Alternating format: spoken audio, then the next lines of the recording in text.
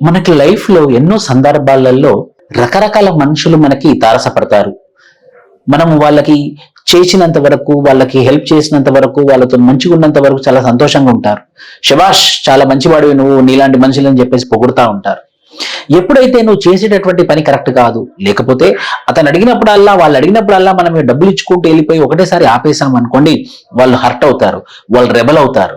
So ఇలాంటి వాళ్ళ వల్ల మనము చాలా బాధపడతాం అన్నమాట. ఇన్ని రోజులు హెల్ప్ చేశానే, ఇన్ని రోజులు మంచిగా ఉన్నానే, అయినప్పుడు చాలా ప్రేమించారు, కొంచెం మీరు చేసేటటువంటి పని రాంగ్ అని చెప్పగానే రెబల్ అయ్యారే అని మనం బాధపడతా ఉంటాము. గుర్తుంచుకోండి, అలాంటి వాళ్ళు వలటైల్, ఫ్రెజైల్ మైండ్ సెట్ తో ఉన్నటువంటి వాళ్ళతో చాలా జాగ్రత్తగా ఉండండి. వాళ్ళ వల్ల మీ యొక్క మనస్తత్వం, మీ యొక్క ఖచ్చితత్వం చెల్లించకూడదు. మీరు చేసేది కరెక్ట్ అని చెప్పి మీరు గట్టిగా నమ్మారు అని అంటే, అలాంటి మనుషులు మీ లైఫ్ లోకి వచ్చినా సరే, వెళ్ళిపోయినా సరే, మీరు ఒకటే విధంగా ఉండి మీరు విజయం పొందుతారు జీవితంలో. Thank you.